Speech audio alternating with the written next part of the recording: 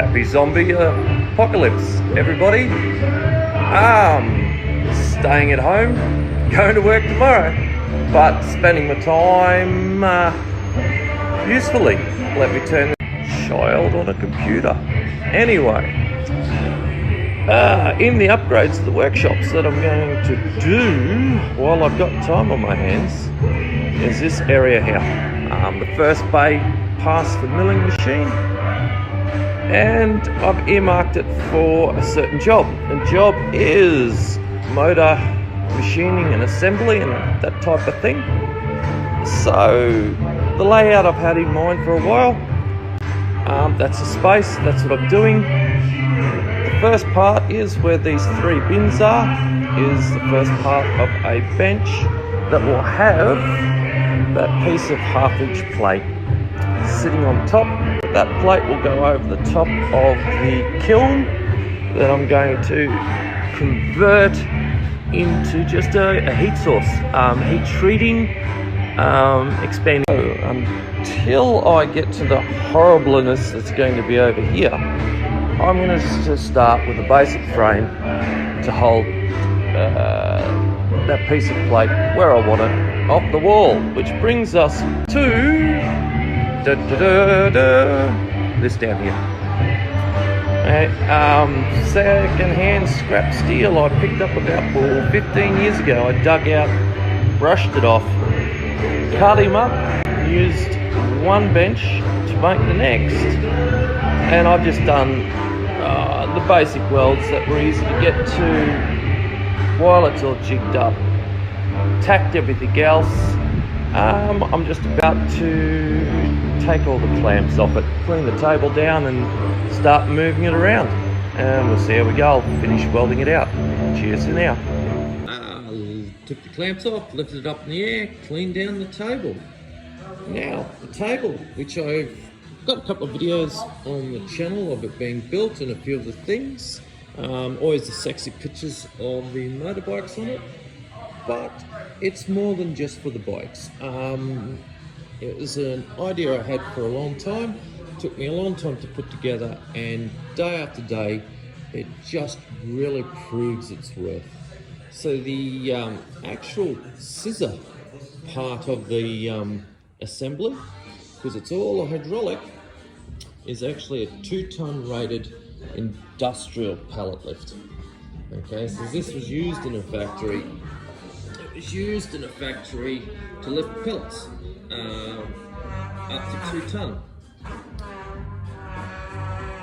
It was broken beyond any normal reasonable to be fixed. It was well and truly toast. Let me just push this back up, which brings me to one of the other things that I've done just recently, is the overhead gantry. Actually, I'll just do this quickly and just show you what these new, the traditional way of doing overhead gantry used to be in the old days a bit of I-beam. And this is these new modular extruded systems that they use now. And I managed to get some of this off the Gumtree and put it in my shed. It is fantastic. Just a little block of tackle, and don't worry, it only goes up to about, at most I'd only ever lift 200 fucking kilos of motorbike, 250 kilos. So fully loaded, fully wet motorcycle, 250 kilos. Spread across 2 beams, yeah, that's basically me and my old man standing on the roof. So you 3 blokes, and that's at the high end. For what I'm doing, for this frame that probably comes in at 60, 70 kilos, 3mm wall, 65 by 65 with 1-inch 3mm wall. It's substantial, but it's not stupidly heavy. I'll just drop that down, take the weight up. Now I've got to move this around, and I work by myself a lot. And the idea about this is that is just so easy to move. I can just move it anywhere I like. I can shift it around And in this case, I'm going to turn it on its side and just make it easier to weld out, because I can. Instead of trying to do vertical and blind corners, things like that on the fillet welds, I'm just going to cheat, turn it up and move it around. Now, it's nice and easy when you can just do this on this table. So we'll just get that up in the air. Okay. So this table is actually pretty unique too, in that it designs a very high lift. I'll just put this through to its max. Okay, so that is actually about 1200 millimeters off the ground. It's quite high. It's almost as high as a bike's handlebars there. Let me just drop that down a little bit again. Okay, so I had to repair it. It took me a long time to do, but I did it. So this center shaft, now these assemblies are 22 millimeters of solid fabricated legs. Like, this thing was built tank solid.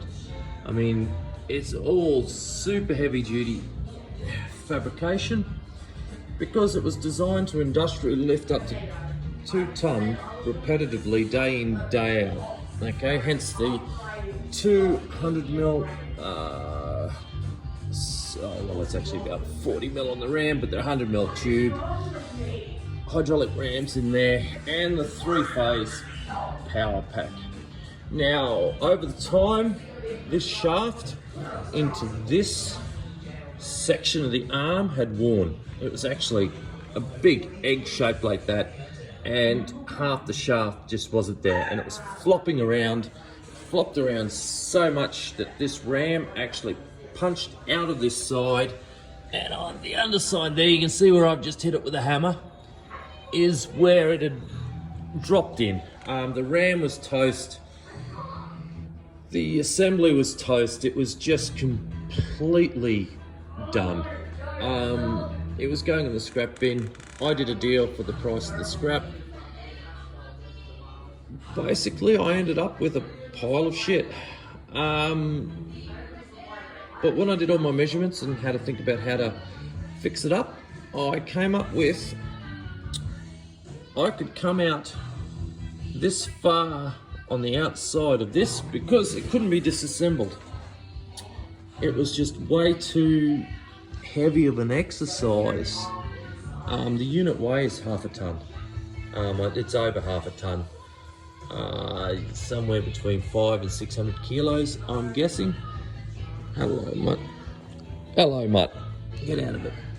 So, what I did was, when I took all the measurements of how all of the system works, I worked out that I could come out the extra inch off this and not interfere with anything above. So a couple of spirit levels, some ratchet straps across the top with the top off it. I got it into as close a position as I could. Had made up a new shaft. These blocks with some, just so it didn't happen again, some brass bushes, a grease groove and a grease nipple, and pretty rudimentarily just welded it on to the outside as it was in position and creating a new boss.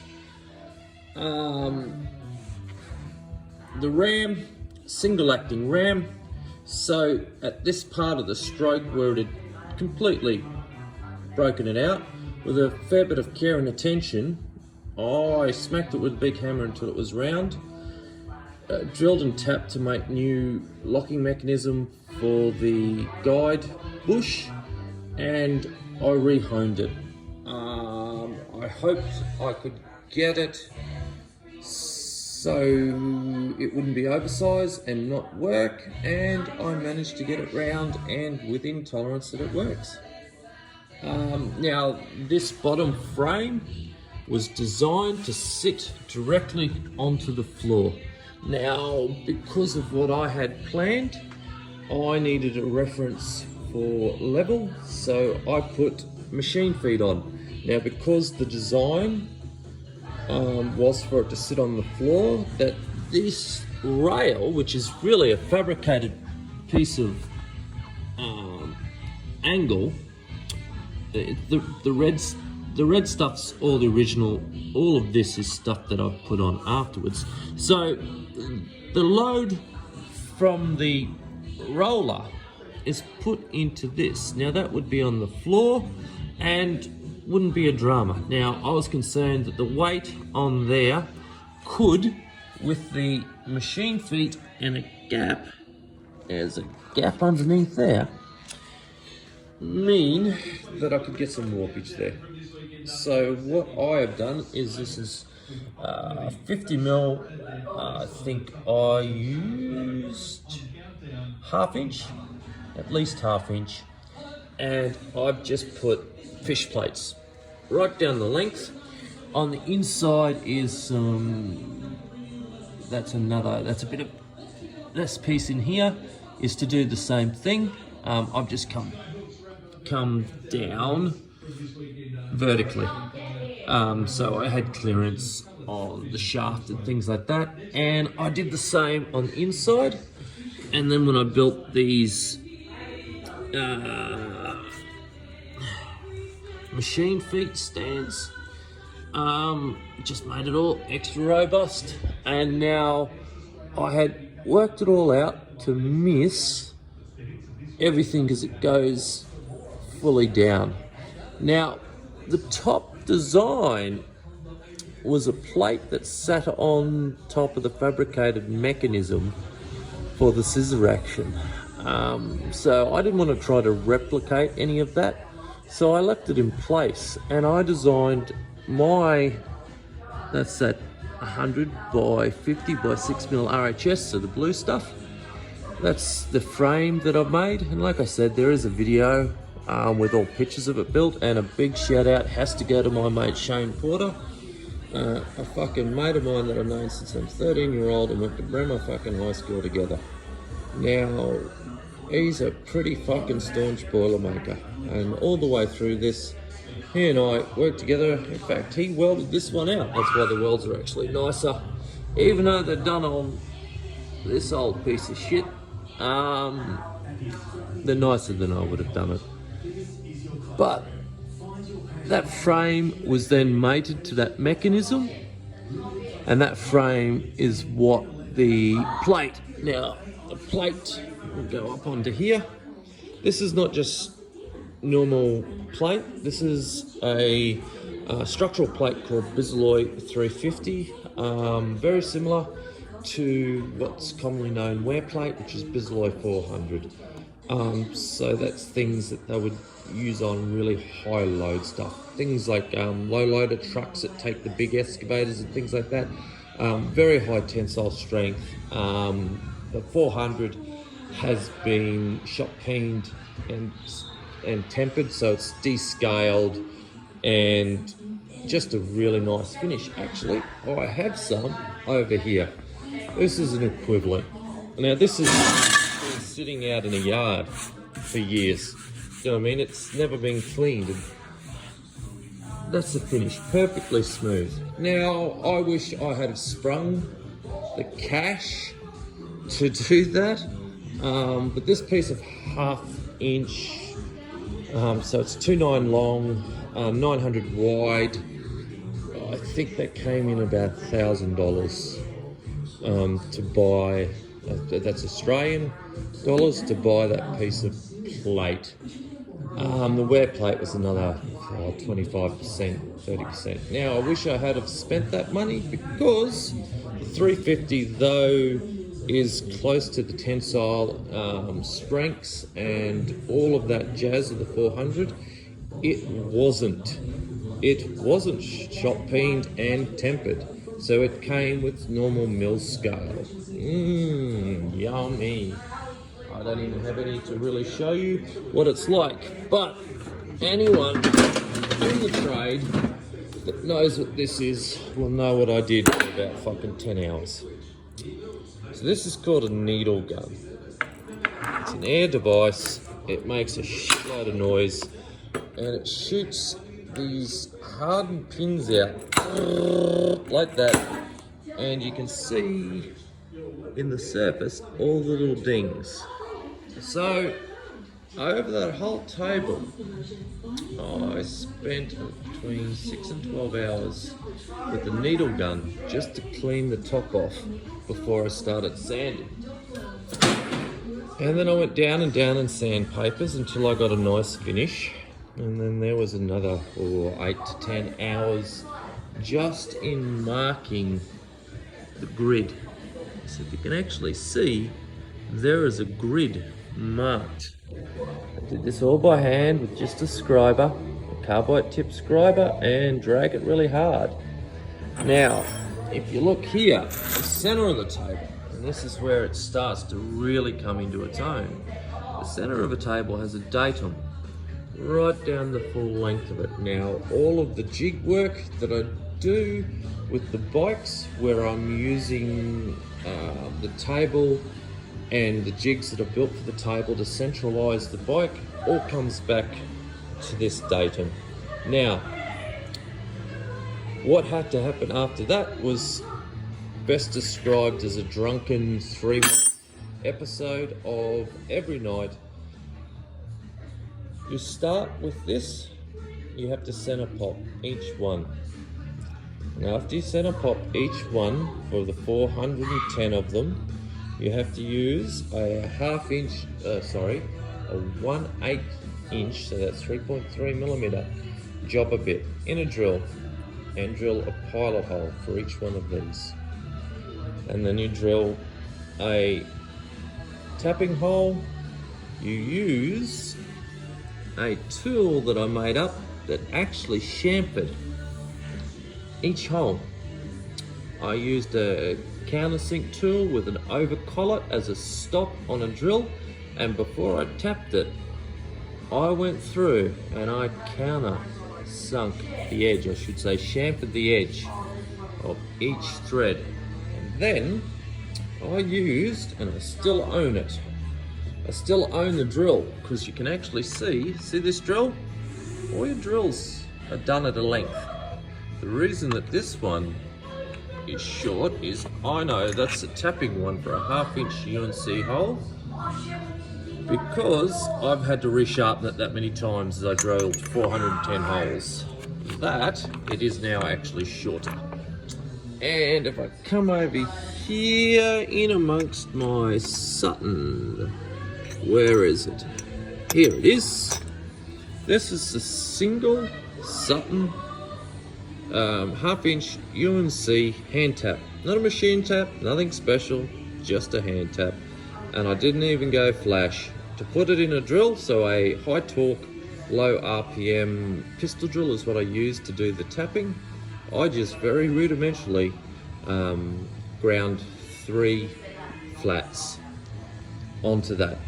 And then with a pistol drill, I tapped 410 1/2 inch UNC holes on that plate by hand, freehand, and did not break a tap. Now, speaking of sharpening, anyone that's got a little machines at home that they're using tool steel or drills, all that sort of thing, your little lathe, a little mill, even a half decent pedestal drill or a TIG. Okay, universal, little 6-inch cheap ass grinder. Not for doing plates, not for anything like that. That's what this is for. This is my linisher. Okay, so that's an 8-inch linisher with 2 of the linishing attachments that are quite popular. The long nose one, and this is a short nose one with a add-on kit from an Australian manufacturer. So I shout out to 84 Engineering. Look him up, Australian dude, just moving into a bigger place, so he can keep doing this. He makes knife style linish attachments and full linisher units. Really quite good. Can be brought through Gameco. Artisan supply. A lot of the forging, blacksmithing artisans. Knife making, really big at the moment. They do a lot of these. He, in the earlier days, one of his original kits that brought him notoriety was this little kit. So this is an off-the-shelf unit that you buy from anywhere. But this piece is an attachment that goes into it and converts it into a knife style Linish attachment. I put a bigger plate on so I can do more, but it's really good for shaping. And the long one is what you use for deburring. Okay, I suggest looking around someone like Gameco, the knife places, buy yourself ceramic linishing belts. Yes, they're twice the price, but they last 4 times as much. They do make up the value. So this is a fused alumina, a standard one. You're buying them from fucking Bunnings or fucking Heron Forbes. You're paying more than what I buy a ceramic knife from. I had these, I'm using them up. They're actually the same size, which is the longer series for a linisher. Now, back to the 6-inch grinder. Now, don't put them on a fucking bench, like your vise. Do not put your vise on a bench. As soon as you put your vise on a bench, it's taking up space on your bench. Okay, and then you can't move around it to work. Okay, so this is a Chinese 6-inch universal swivel vise, and in under 250 bucks you can buy them. Are they as good? No. Will it do everything you will need to do? That is done 10 years of service. This bench, which was made out of scrap piece of steel I brought from the next door neighbour and some scrap bits of 65 RHS that I got about 15 years ago. Okay, and I used them to make, that was my first bench, and then I put the vise. That bit of a segue, those bits of steel, I got, they're off industrial offcuts, and for again, scrap fee, I put them away, and I've been chiseling away at them, and I'm down to my last bits of them, but they've come in handy. So that did that bench, and that is actually a spacer. Oh no, they're the spacers. That's a fabricated bit of just scrap. A lot of the stuff built in here underneath the drill press. All of these, all of the benches are made out of scrap materials. Like you can see, the 2 pieces joined together for the tube bender that comes out, goes on the floor. But go back to the vise, okay? It's really convenient to be able to move around a vise. If you've got the room and you can do it, I suggest it. The same with the bench grinders. Put them on their own pedestal. Give yourself some room around them so you can work and you're not wasting bench space. Bench space is for working, it's not for storing of stuff. It should be able to be cleaned and back to a full bench. There should be places for everything else. Now, when you buy a bench grinder, if you have a lathe or something that you do high-speed steel, a small little bench grinder that you buy, this is a silicon wheel, I think it's a silicon oxide. It's a soft white grinding wheel instead of the hard grey ones that you get with them, and it's meant for tool steel. You can buy a cheap Chinese dresser. There's different flavors, and it's so soft, and you dress it up to its flat, and that's what you should be using for high-speed steel, for sharpening of drill bits, for changing of tools, for grinding tool steel of any description that you need for jobs. Okay, and that is all it does. And trust me, you will not miss that you've lost one side of a fucking grinder to it. Of course, a lot of water container, you're always just taking the heat out. Tool steel, you don't want to cook it, you don't want it blue, you just want to take what you need off to it. So you're always using the water. So this side is a silicon carbide wheel. So it's green, that's another one up there. Oh, I can't remember what they are. But carbide cutters, you traditionally don't need to sharpen them. At times you do need to. The other really cool thing that I use this for is my TIG tungstens, and you can actually see the grooves that from the tungsten, because tungsten is a bit hard for it, and you just finish your tungsten on the end there.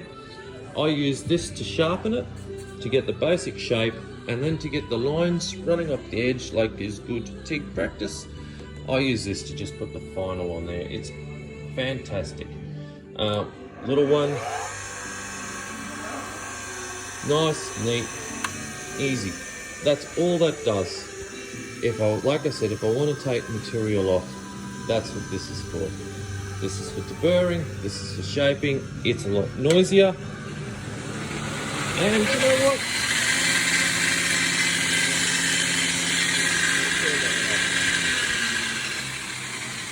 Here's another thing. Okay? What everyone misses in their workshop, and I do too, is light.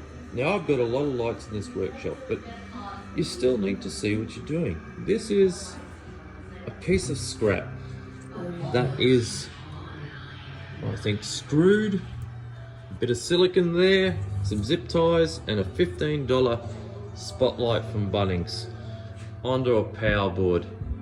As I'm working, I turn it on and I can see. Doesn't need to cost a fortune, you don't need to spend a lot of time on it, just so you get light. I put them on everything. The drill press, I swapped a CD player for that in 2002, I think. I got ripped off. It was an Alpine CD player. Never came back and got his job done. I do the same thing on the bandsaw. Just so you can see. Vice. Another one. Can't go past them. Anyway. So, that brings us back to the table. And yes, welcome to my life. And anything else that has anything to do with me. So, that's the top. I'll quickly just finish over the back. Underneath, I had to rewire it. Okay? So because I've made this a lot bigger, longer, this is the safety circuit. So it's what's called a fence. So if you can actually see, that's called a fence. So that can be moved up, okay? And these are in 24 volt industrial switches. So the white turns it on, and it's a dead man switch basically, which is all the safety circuits are. So that goes through 4 of them. And like I said, this is substantial. It comes in about 700 kilos on the floor. We never took a final measurement, but it's not light. So I'll just show you how that works. So we go down. I'll do that again. So you've dropped it down, something's hit it, it goes back up. So I used just zinc aluminum roofing flashing. Had a very simple C shape bent up. It's very high tensile. All Colorbond and zinc anneal for roofing is very high tensile, high strength, very thin. So I basically just made a box and riveted together. I made adapters, and when I made the frame, if you can see up in there, I pre-run all the cable. Inside of the frame rails,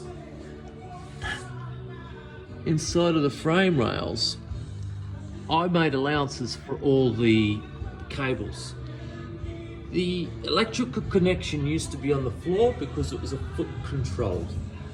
That wasn't what I wanted. I didn't want any leads in the ground and I didn't want anything hanging from the air. So that came up to this box here, out of this multi-core cable and into a quite expensive industrial. It's called a Harding plug. It's just the brand, the Germans. So this is an industrial plug, electrical plug. So you can cover it up. In there is 4, and of course this is safe now. It's actually there is a cover for it, but the control unit that is over there, as soon as I've removed this out, that dead man safety circuit that I told you about, it has already tripped out all power feeds. And because it's a safety circuit, all the control circuits normally on machinery is normally 24 volt DC or AC, which is perfectly harmless. So because it stopped sensing a circuit, it's a continuous circuit. As soon as there's any interruption to the circuit, that's the point of a safety circuit, it cuts all power. I really should go over and turn that isolator off. In fact, I will, because you never take the risk. But basically, you either have it hardwired, or if you've done this, if someone kicks it out, it automatically cuts power. Okay, put that on.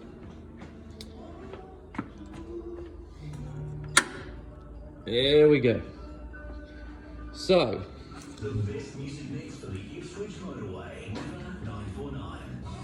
back onto the top. The reason that I chose 1/2" UNC holes is because this is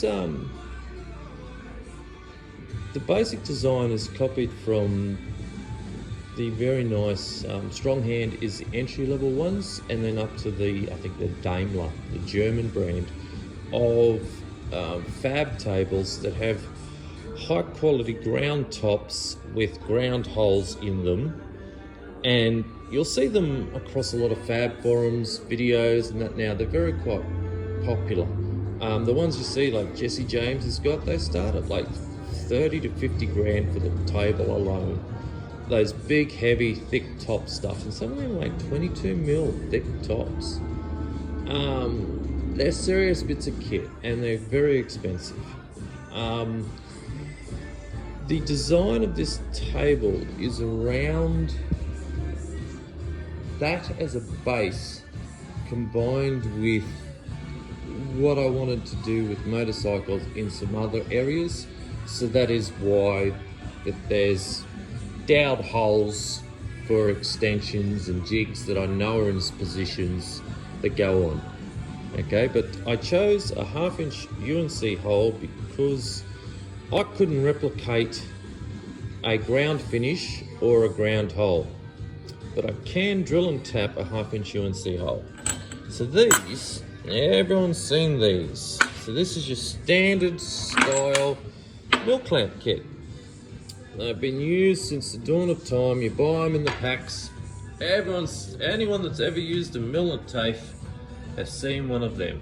Okay, so the old school ones that come with the turret style mill of this era. So this is commonly called a Bridgeport. Which is a knee style mill. Bridgeport was the company that first popularized the design, but because before the knee mill, traditionally it was the horizontal mill, which is this one down. I've still got to pull this old girl back, but it's 1940 designed horizontal mill. But back to this. These have T-slots in them. So everyone's seen T-slot. Goes in, bolts, clamps, all of that. Very useful. I've got a couple, and they really do work. I mean, these, they're relatively expensive, under $150 for a kit. Half-inch UNC was the standard for that size of machine, which I think is a 5/8 T-slot. That would get you a half-inch UNC. Now, I don't have T-slots, but I do have holes every 75 millimeters. So this here, when I was putting in position, and there'll be the pictures that will show up, but it's just a standard type deal. Put in. There we go. I'll make it a little bit easier for myself. A couple of washers, a nut,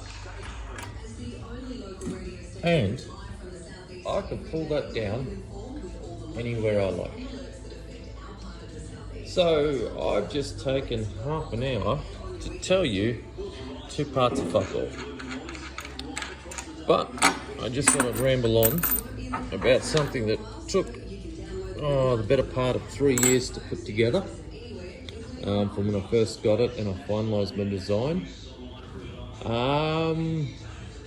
Some good mates helping me, mainly, like I said, my mate Shane Porter. But it's just proven to be really worth its weight in gold. This job, it's not impossible. I did this first one. In here when I built the shed in 2009. This is the first bench that I made. It's actually almost identical to this one in design and fabrication. I did that with a stick welder on the floor over in the corner. There's no drama in doing it like that, but what this sort of thing allows you to do on top is just, it really opens up what you can do. Now, they don't normally come on a hydraulic. The combination of the height adjustability, and the fabrication top, there'd be something somewhere in the world, but you don't see it that often. I haven't come across another one. I'm rather stoked about it. Goes down to 6 inches off the floor, and like I said, 12.40, 12.50 off the ground. But anyway, I better do some work because I'm supposed to be welding this out. Getcha.